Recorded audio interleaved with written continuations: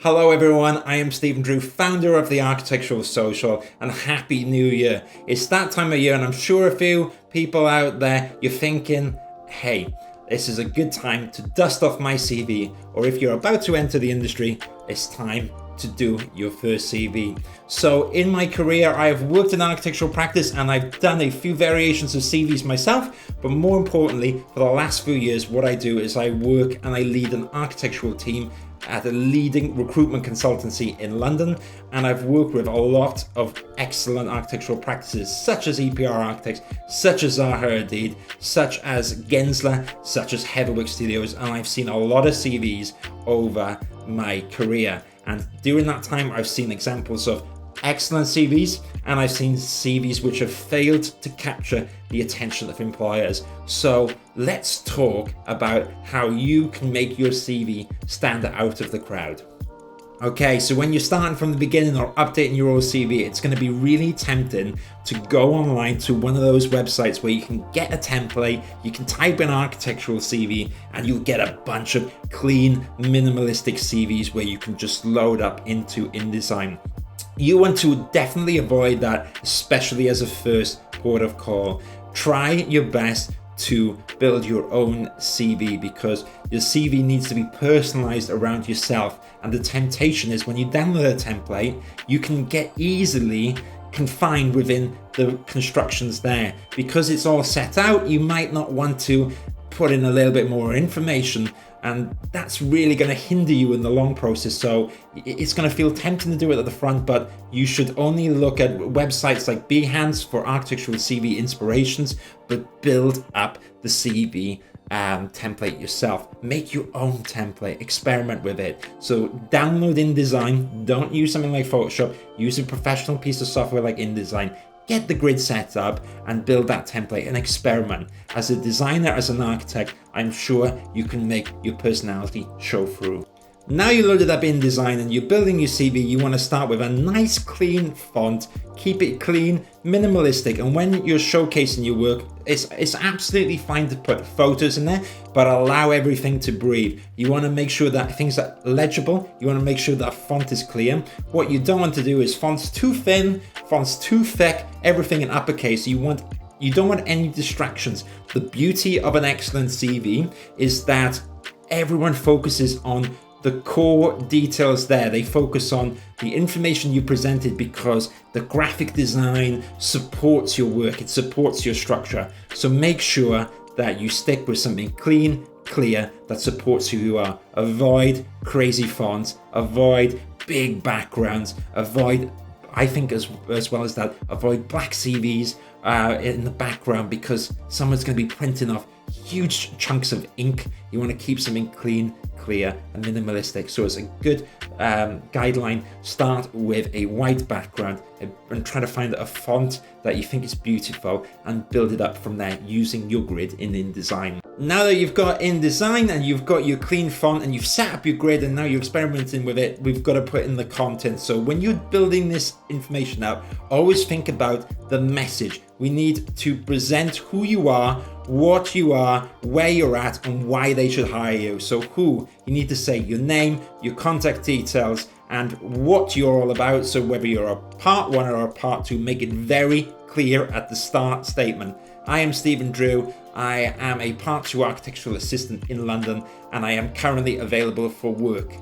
So you want it to be clean, crisp, and clear so that someone, when they're skimming the CVs, if they're busy, imagine that they're in their car, they're in their taxi, or maybe the internet's really bad, they load it up and quite quickly they see at the front who you are, what you are, where you are, and why they should hire you. In terms of the actual content in the CV, that's going to vary on where you are in your career. A good rule of thumb is, though, you generally want to put your most recent work experience in industry at the top. So if you are a project architect and you've just finished a high-end residential scheme, you want to put that information at the top, and you want to put your current employer and most recent project at the top.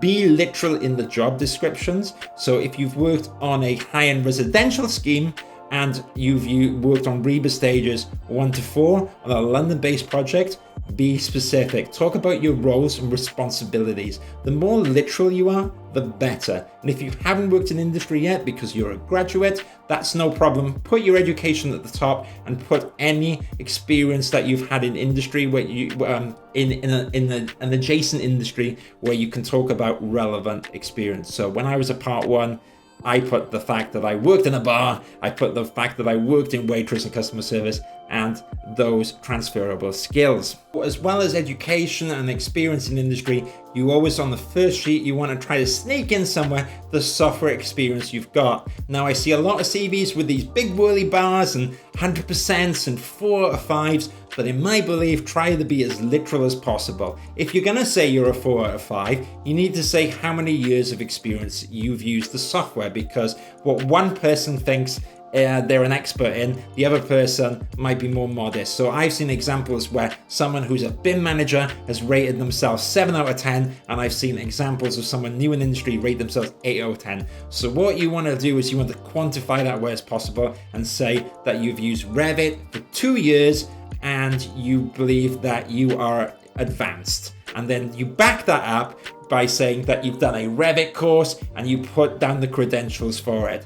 A whirly bar with 80% to me doesn't mean anything. Near the end of the CV, it's always a good time to put a little bit of your personality in. So to think about it in a constructive way. If you've been part of a debates team, or you've been helping charities out, or if you've done anything constructive that helps with society, or if you do artwork, or if you've done anything positive that kind of gets the creative juices going, or it could be teamwork, it could be sports related. You should always put that in, because that's a really nice touch at the end of the CV, which helps the employer visualize who you are as a person. And sometimes that can be the thing that you talk about in an interview that lands you the job. Once you're happy with the flow of all the information in your CV, it's quite clear who you are, what you're about, you've got your mission statement, you showcase your professional work, you talk about your education, you talk about all the software you use, and now a little bit of your personality. Make sure that the contact details are at the top. They're really easy to find, because after all that work, it would be a shame if the person can't contact you. And make sure that, and double check that that email is correct, and double check that that mobile works, because if someone calls you and they can't get through or it doesn't work, they could get busy, they could bring the next person. So always, always, always make sure that the contact details are up to date and accurate. Now all the information is there. The most important thing is that you actually spell check the document. You wouldn't believe the amount of CVs that I see which have spelling mistakes, and more importantly, while it doesn't necessarily bother me per se, I know so many architectural practices where they read the CV and when they see a spelling mistake, they find it distracting and it takes away from that brilliant that layout that you've done and all the information there, because the more and more that the employer sees spelling mistakes, the more they're taken out of the zone, and that could cost you that chance of getting an interview. So you want to spell check your work. One of the great ways to do that is using Grammarly. You can do it for free. I use the premium account, which I think costs $20 a month or £25 a month or something like that. But when you're doing your CV, load it up for a month and turn it off later. But that £25 could get you that job interview. If you don't want to use Grammarly, what you want to do is speak to your parents, speak to someone that is non-architectural related, because they're going to look at it with a fresh set of eyes, and they're going to pick out words that you might not have noticed that you have spelling mistakes in. Because when you're designing a CV, you're in that design zone. You're thinking of the layout, you're thinking of all the points that need to be in there, and it's very, very easy to make a spelling mistake by accident. Because when you're scanning the words, when you're spelling checking, you will miss stuff because you're interpreting what you've mentioned there, but you're not actually picking up the words. I've done this so much. I do it all the time. So that's why I always try to use something like Grammarly, or I always try to get someone else to proofread the document. Thank you so much, everyone. I hope that's been helpful. You can find me on the Architectural Social, which is a community of over 3,000 professionals in the architecture and design industry. And we have, in further detail, more courses on CV, and you can check out in this channel. Before in the year, I did a 1 hour long debate about CV. So if you want to go in more details, you can check out that video as well. If you want me to cover another topic, let me know, your comments below, and do subscribe for more, because I'm going to go through every part and I'll let you know my thoughts, and any questions you have, we can talk about the stuff that I've seen from candidates that have done really, really well, the stuff that I think works, and the stuff that I think you should avoid.